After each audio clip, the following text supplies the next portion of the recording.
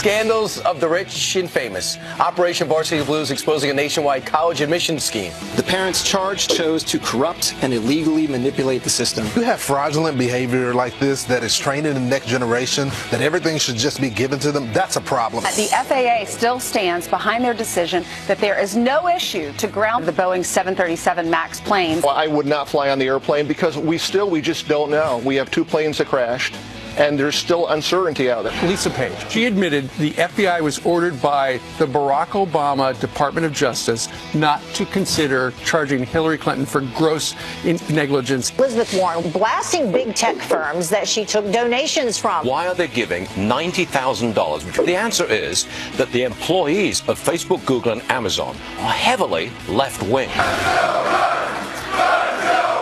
I appreciate the energy you show. Save it a little longer. I may need it in a few weeks.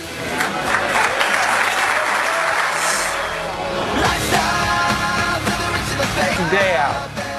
Good to be with you. Yes, thank you so much for joining us. All right, scandals of the rich and famous. Operation Varsity Blues exposing a nationwide college admissions scheme. Like you will not believe, actress Felicity Huffman and Lori Loughlin and Becky among 33 parents charged. There's 9 coaches, by the way. Loughlin expected to turn herself in today. She was in Canada yesterday. Todd Pyro joins us from the newsroom with the very latest. And Todd, apparently most of the kids did not know what their parents were up to. That's the story as of now, guys. It's a tale of fake charities, fake tests, and fake athletes captivating the nation. As for Huffman, she appeared in federal court Tuesday and was released on bond. The Desperate Housewives star allegedly met with a witness who said he could control an SAT testing center and arrange for someone to proctor her daughter's test and correct it. As for Loughlin, she and her fashion designer husband, Massimo Giannulli, are accused of paying $500,000 in bribes for their daughters to be crew recruits at USC, even though they never rode before. Here's the Full House star talking about her daughter going to college. I think I'm in complete denial. Yeah? I really am, because when I think about it too much, it will make me cry. Really? So I got to stop.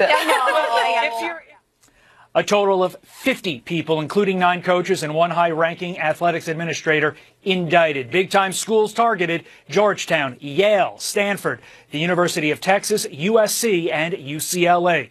The man at the center, William Singer, pleading guilty to taking $25 million, using some for bribes and pocketing the rest. Make no mistake, this is not a case where parents were acting in the best interests of their children. This is a case where they flaunted their wealth, sparing no expense, to cheat the system. The feds adding the investigation continues. More people could be charged. Back to you.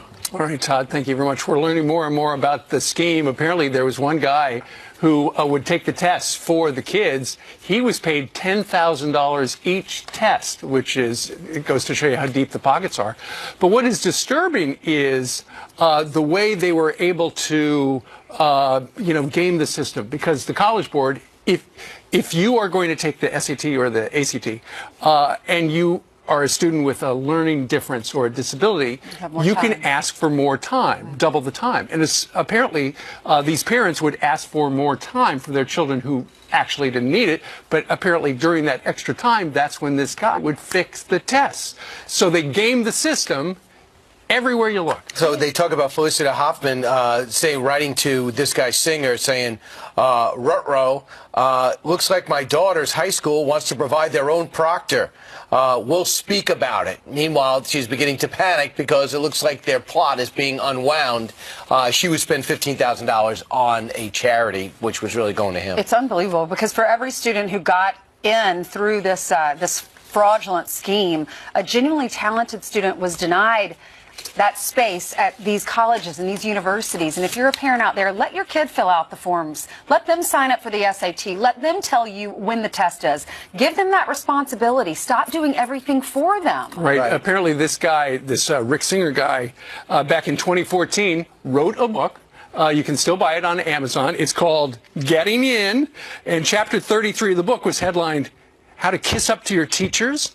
And chapter 41 was Hitch Up Your Safety Net. course, that's if you do it the traditional way rather than the allegation, which is to buy your way in. Kiss up to your teachers and pay off your proctor. You can't beat it. An email from Robert on this topic.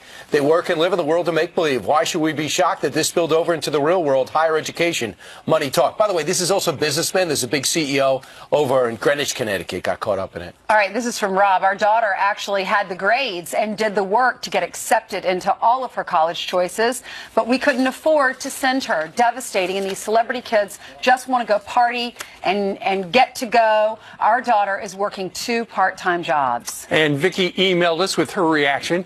It is one thing to pay for your child's education and quite another to buy it. Not everybody gets to go to college. It is best to help your child set goals for themselves. Everything you work for, you appreciate more. Correct. Keep the comments coming. We read them all day. Also, I'd like to know if you think these kids should be taken out of school. So if they're in the school, they're sophomores right now, this is exposed. Don't you think just like the coaches got to get fired, those kids got to be taken out? What if they didn't know that their parent was doing this? I don't know. They don't belong in the school. I don't think if the kid is in there fraudulently, it's not the problem. There's a right and wrong. They were wrong. Apparently, most of the kids did not know what their parents were up to, and the schools are not all bound to do the same thing. So stay tuned. We'll find out how they react. Well, you have a college like Harvard that said they have a committee of 7 or 8 people, and so it prevents you from buying off one person. The whole committee has to decide who's getting into the college. All right, now let's switch to politics for a second. It's 6 minutes after the hour. The worst kept secret is that Joe Biden's going to run for president. He gave hints in front of the firefighters yesterday. He thanked them for playing such a prominent role in his life, not only helping him with his, he had his aneurysm where they picked him up in a snowstorm and brought him to the hospital. He also leaked this out about his intentions in the future. I appreciate the energy you showed when I got up here. Save it a little longer. I may need it in a few weeks. Today, we seem to be at each other's throats. The ugliest extremism is on the rise in this country. Mean pettiness has overtaken our politics. We're defined by those enduring principles that are in the Constitution, even though we don't necessarily all know them. That's what defines us. That in America, everybody gets a shot. That's what the next president of the United States needs to understand. And that's what I don't think this current president understands at all. All right, so there he is yesterday at the International Firefighters meeting in Washington. It got a lot of coverage because they thought that the union was going to endorse him, and then he would say, you know what, I was going to announce it later, but I'm going to announce it right now. When you look at the latest morning consult poll, though, Joe Biden leads Bernie Sanders. Joe's at 31, and Bernie's at 27. Everybody else is way behind. But the media, they love the idea that Joe could be back in the race. Listen to them gushing. Former Vice President Joe Biden is coming out swinging in a pair of appearances that felt at times like campaign rallies without the campaign part. They were chanting, "Run, Joe, run," and it was what the former vice president then said that immediately made news. With a crowd urging him on, the former vice president dropping his strongest hints yet about a presidential run. Biden is making it clear he's ready to take on Trump. Yeah, no doubt about it. He's apparently been hiring staff in Washington for a while. He's running. He just hasn't officially done it yet. Stay tuned. Coming. Yeah, well, we'll see what happens. See if the Obama machine gets behind him. Meanwhile, at 8 minutes after the hour, the other big story in politics is how political the late night shows have gotten. If you haven't noticed or haven't watched, Jay Leno has. People took him for granted for the longest time because we replaced a legend, and the controversy with him and David Letterman and him getting it over Letterman and then beating Letterman for about 15 straight years. Then Conan was his replacement, and then he went to the 10:30 slot, a brilliant move by Jeff Zucker that blew up. So Conan gets blown out. Leno comes back, and he notices after his comeback and he relinquishes to Jimmy Fallon how much late night has changed. Let's listen. Everything now is, if people don't like your politics, everyone has to know your politics. But when people see you as one-sided, it just makes it tough. Now it's all very serious. Everything is just so I just like to see a bit of civility come back to it, you know. The theory when we did the show was you just watch the news, we'll make fun of the news and get your mind off the news. Well, now people just want to be on the news all the time. Right. So you just have one subject, so it's the same topic every night, which makes it very hard. I mean, all the comics, Jimmy and Colbert and everybody else, it's tough when that's the only topic out there. It would be nice to see that. My dad refuses to watch them. He says, I don't watch them anymore. They're all so silly. He says they're not funny. They're making fun of, the president, and they're so political. He says, I miss Johnny Carson. Right. And when Johnny Carson took over, when he was the king of late night comedy, his ratings were gigantic. Well, he would have all the kids on. He'd have animals on. He was funny. And he would take shots at Republicans and Democrats and independents, and you never knew, was Johnny a Republican or a Democrat? And then Jay Leno took over, and he still had gigantic ratings. When you look at the ratings of the late night crowd these days, they are tiny in comparison to the way it used to be. Part of the problem is, as Jay Leno just said, everybody's pretty much on the same page. They hate the president. If you love that kind of comedy, you have got plenty of shows to watch each and every night. All right, here's what everyone's saying. Bruce writes this: late night comedy isn't funny anymore. It's just another platform for the left to commiserate with one another. Vicky says there's so much hatred in our country because the late night guys and the media keep it alive. And Walter emailed us, political lampooning is as American as apple pie. But what is happening today on all the late night shows is just nastiness. James Corden, by far the most creative, the most interesting. Because he sings in cars. He's fantastic. He did very interesting guy. Whoever found him deserves a raise. 11 minutes now after the hour. Speaking of deserving a raise, Jillian's with us. Are you going to give me a raise, Brian? That's so nice of you. I can't look at you, but I would say if I had my way, you'd get more money. Okay. The boss has said they're taking it out of his paycheck and putting it in yours. Done. We're on a show salary. Not only is he funny and he's also generous. Oh, very nice. All right, let's get you caught up on your stories that we're following, starting with this Fox News alert. A 5.5 magnitude earthquake rocks Hawaii just moments ago. The quake's epicenter near the town of Hilo on the Kilauea volcano, the most active of the 5 that form the state. So far, experts say there is no immediate threat of a tsunami and no injuries have been reported. We will keep you updated. Also breaking, the black box from the Ethiopian Airlines crash will be sent to Europe for analysis. The airline CEO says the pilot reported flight control problems before the crash. The FAA doubling down on its decision not to ground Boeing 737 MAX 8 planes in the U.S., saying there is no basis for it. More than 30 airlines have stopped using the planes. 157 people died in the crash. California Governor Gavin Newsom is expected to sign an executive order today to stop death penalty executions, citing a moral conflict. The Democratic lawmaker changing his mind after previously stating he would respect voters' wishes and continue executions. The president weighing in on Twitter moments ago saying, quote, defying voters, the governor of California will halt all death penalty executions of 737 stone-cold killers. Friends and families of the always forgotten victims are not thrilled, and neither am I. Send it back to you.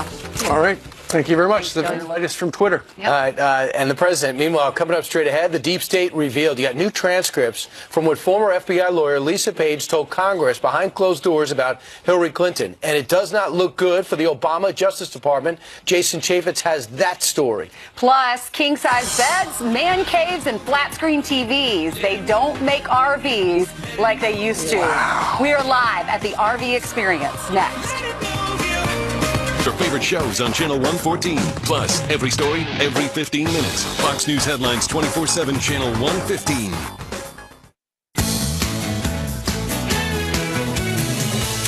And now a segment you're going to be talking about all day. The RV, or recreational vehicle industry's signature event, taking place this week way out in Salt Lake City, Utah. Yeah, the latest and greatest in technology and cross-country travel on full display. Jeff Flock from our sister network, Fox Business, is there, and he joins us for the live sneak peek. Hey, Jeff. You are getting a look that nobody else has had yet. This is the Salt Palace Convention Center, the RV Experience. Nobody else in here yet. First on Fox, and these are all the latest ones. They're all just being revealed today. And take a look. I'm just going to take you inside a couple of these things because, as you pointed out earlier, this is not your grandpa's SUV. Look at the tile on this thing now, man. This is a nicer kitchen than I got in my house, which admittedly might be a low bar. But hey, Lloyd, look up there. Flat screen TV, fireplace. Look back here, spin around in the back. Oh, there's bathroom. Yeah, sure. Let's check that out. Look, bathroom and washer dryer. It's amazing. You know, take a look at the numbers. Sorry, Lloyd, I think I blocked you there. Take a look at the numbers on sales. They've had a long run of sales increases, but last year, sales were actually down. If you take a look at last year's sales, despite low gas prices and a booming economy, sales were not so hot. But I tell you, even the smaller ones are kind of cool now. This is kind of a one that you tow right behind your truck. It's even got a porch on it. Look at this. I tell you. And outside kitchens, that's also big. Spin around right here quick. Outside kitchens. You can cook outside, got a sink. So they put something in the sink. And these things are great. And young people like them. So millennials now starting to get into these things. They're moving out of their parents' basements and into RVs. And I'm out of breath. Jeff, did you say a fireplace? Oh, they got fireplaces in these things. It's incredible. That Look is at over amazing. here. They got buses. These are buses. They have fire. I mean, you could have your own rock band here. It's incredible. Jeff, before you go, the fancy one with the flat screen, the king-size bed, the fireplace, how much is something like that? They start for that kind of thing about $300,000 or so, Oh, but whoa. they go all the way up to almost $1 million.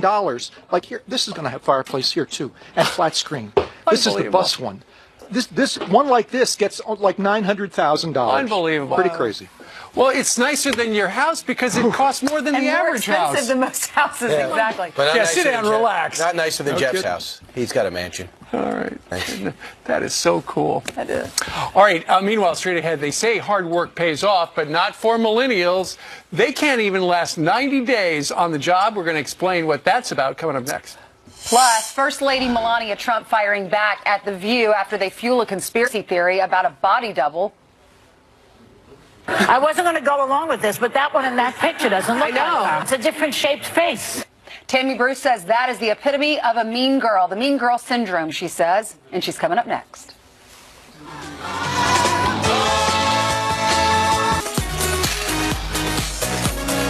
All right, time for your news by the numbers on this Wednesday. First, $164. That's how much the average American spends per day, according to a Go Banking Rates survey. The biggest expenses we spend things on: housing, groceries, and, of course, health insurance. Next, $125. That's how many Dick's Sporting Good locations will stop selling guns starting in the month of August. The company making the announcement as sales continued to decline. Last year, the chain said they would ban so-called assault weapons and stop selling to customers under 21 after it was revealed that the Parkland school shooter bought a gun from Dick's Sporting Goods. And finally, 90. That's how many days millennials typically last in a new job. 3 months. A new study finds 1 in 3 millennials typically call it quits during that period because of poor performance, being late, or misconduct. Okay. All right. All right. All right, on a separate note, the hosts of The View under fire for fueling this conspiracy theory about the First Lady. The fake Melania online conspiracy theory is back. That one does not look like her. Sorry. I wasn't going to go along with this, but that one in that picture doesn't look like her. No, it's a different shaped face. Melania is a very tall, statuesque woman. And the one that we saw, the first one that we showed, she looks kind of short. The First Lady's team firing back, tweeting this out. The First Lady and the President traveled to Alabama to pay their respects and comfort victims of the tornado devastation. In typical fashion, The View chooses to laugh in the face of tragedy. Shameful. Fox News contributor Tammy Bruce is president of the Independent Women's Voice, and she joins us now. Tammy, do you think they really think that's a fake Melania? No, they don't. That was an excuse to mock the First Lady. Right? This is obviously one of the most beautiful women in the world. And she was mourning there, as normal people would when they're going to mourn people who'd been killed. And so most normal people maybe look a little different when we're sad. But this was an excuse to be able to mock her, to say she looked short, her face was a different shape. Classic mean girl environment. When you're in college or high school, there's the pretty girl who's nice, and you go with a marker to mark up her locker, her, and then you gossip about her and you call her names. That's what these adult women were doing to the First Lady.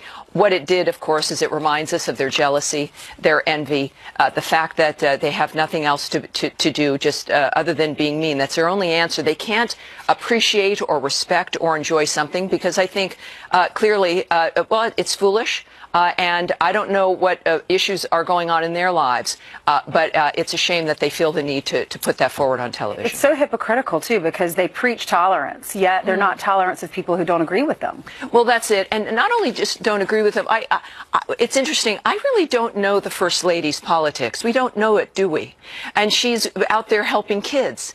What is there to not to be opposed to, right?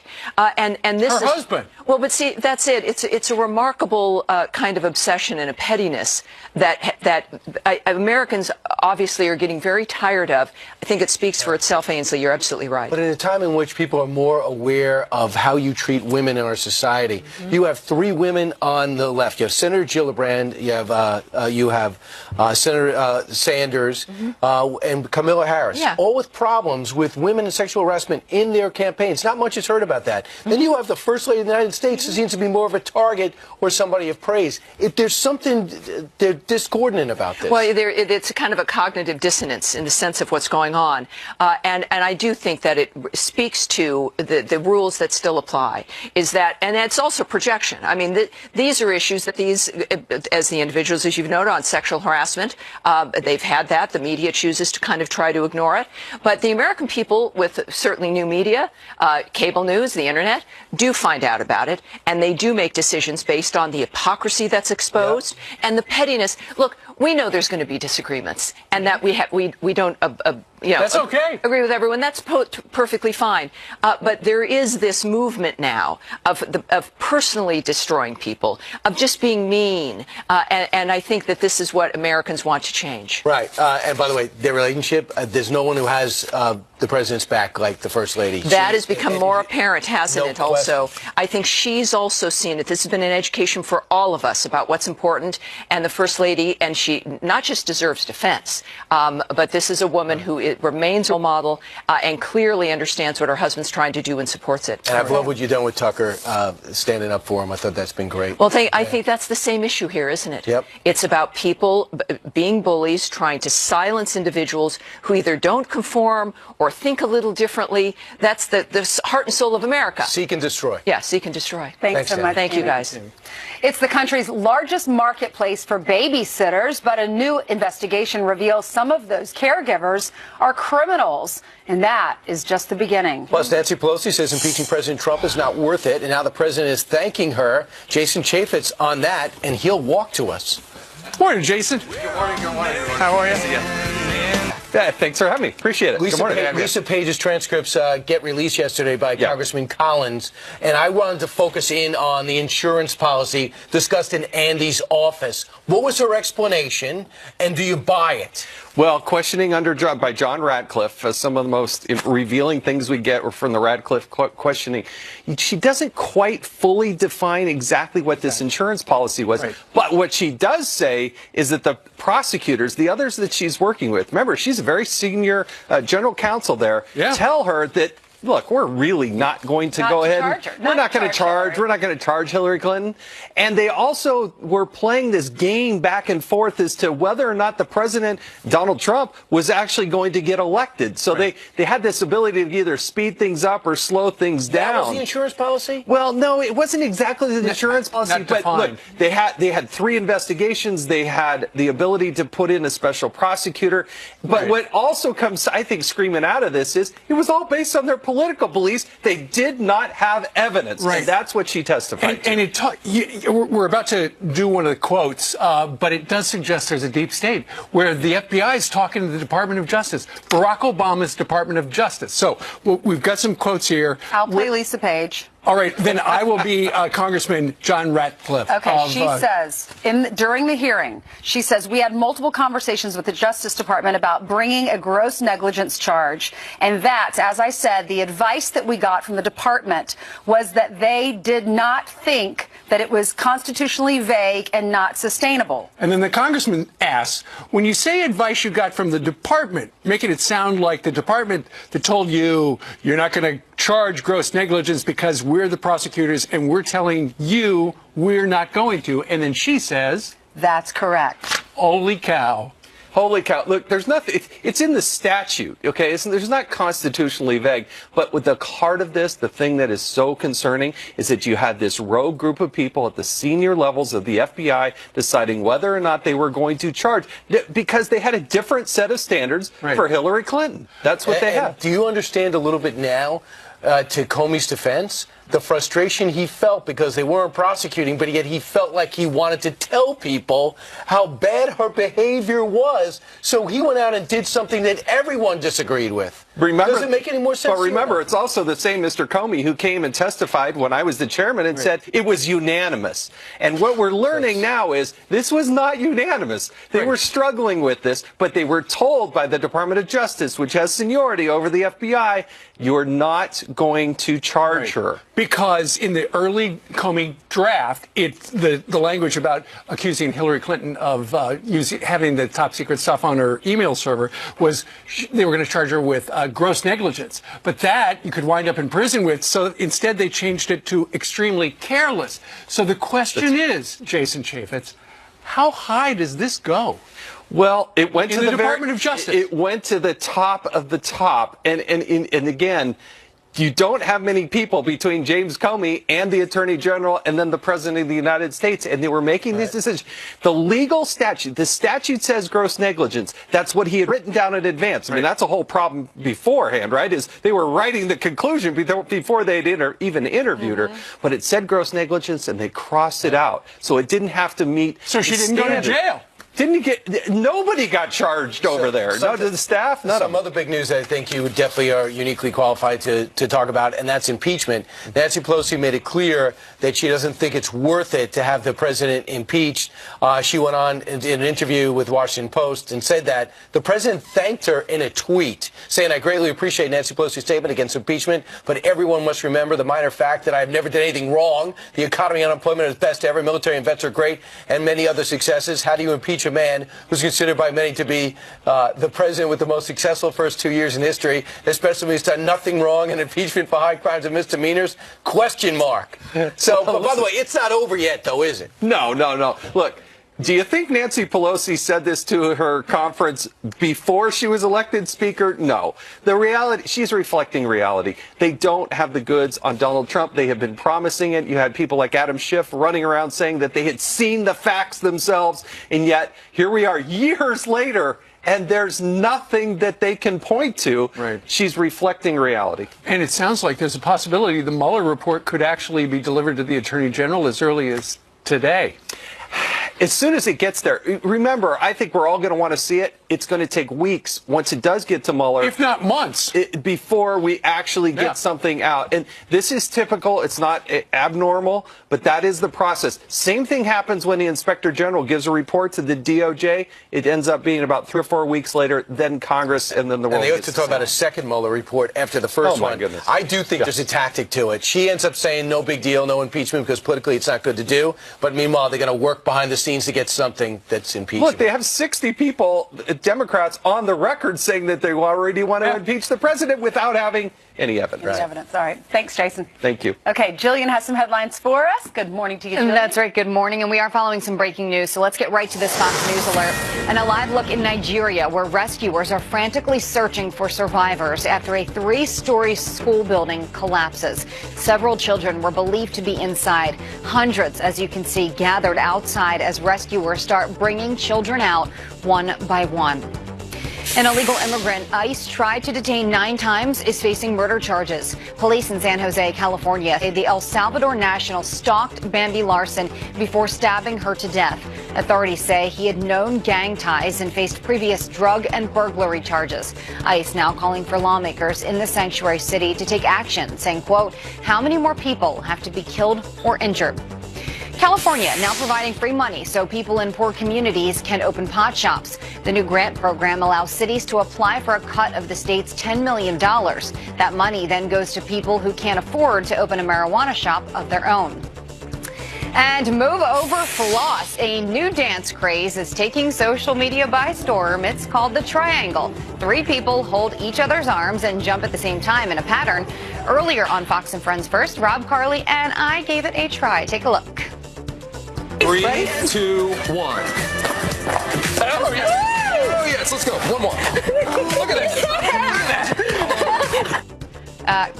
Guys, I don't know why it's going viral, but it is. And I think we nailed it, actually. What is the method to it? Yeah, do you... Just like that. You jump right, in, jump left, out. So the method is you pick in your mind, we picked, okay, Rob's going to start first. So the person who starts first jumps one way and the other 2 jump the other way. And then we said, Carly, go next, and then I go next. So we devised a plan. I'm just saying, it looked very professional. Thank you. I can teach you. Right, It looked like thank y'all you. were having fun. Speaking of professional, have you seen Janice Dean do the weather ever? And in heels, no less. That's what I'm impressed I've never with. tried that. Okay, listen, we have a big winter storm I want to tell you about because it's affecting 70 million people. We have blizzard warnings in effect. This is going to bomb out, meaning that we're going to potentially see a 24 millibar drop in less than 24 hours. Kansas, this could be one of the most strongest storms to visit you in the next day or so. So taking a look at it, we've got heavy rain, we've got blizzard conditions, we've got the threat for severe storms, and the wind gusts in excess of 70 miles per hour for some of these areas. So that could cause quite a bit of damage as this low moves into the Great Lakes and then eventually into Canada. We have wind warnings, high wind warnings for at least 6 states and the potential for severe weather later today.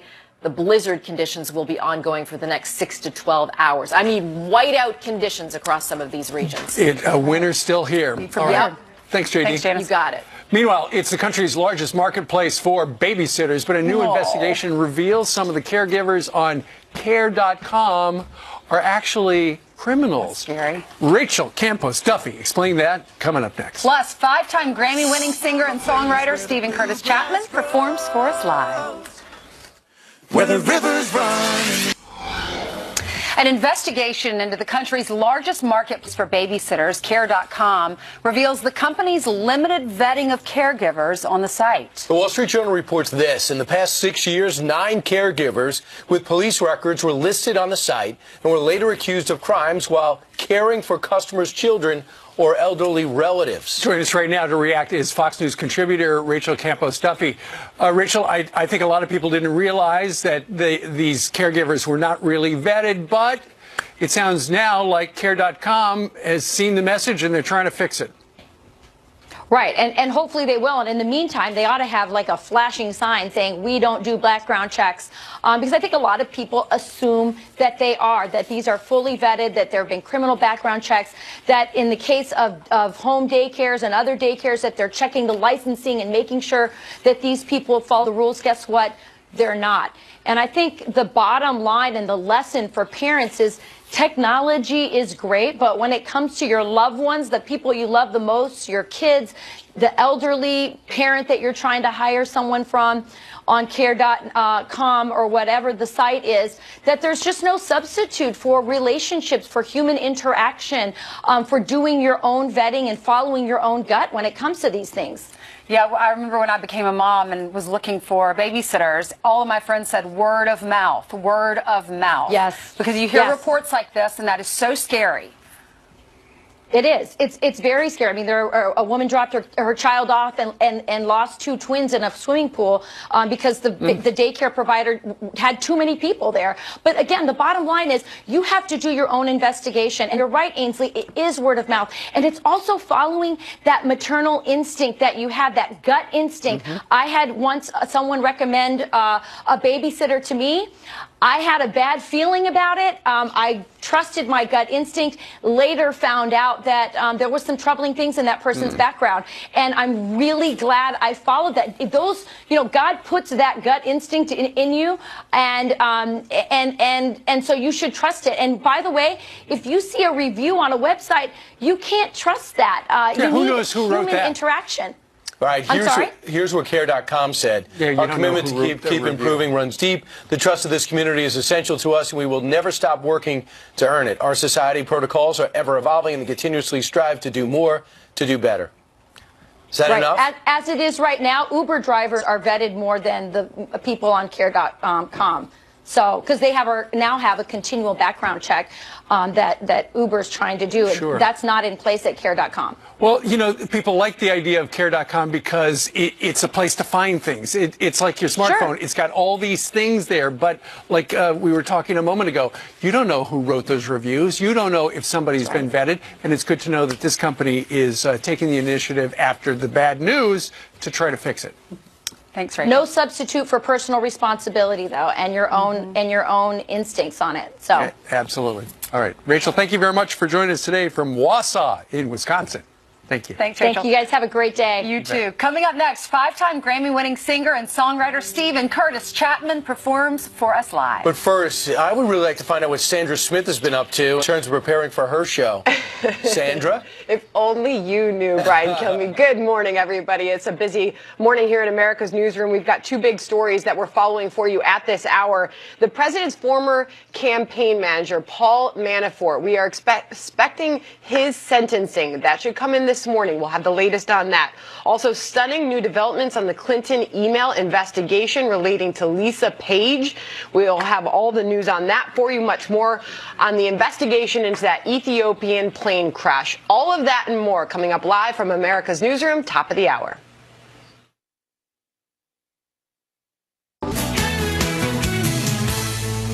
Well, his brand new album pays tribute to his rural Kentucky heritage with fan favorites, new songs, and a special collaboration or two. Back to perform Where the Bluegrass Grows, our friend Stephen Curtis Chapman. Stephen, you ready? Yes, sir. Let it rip. Let's do Here it this. is. Let's do it. Well, I come from a place where the bluegrass grows.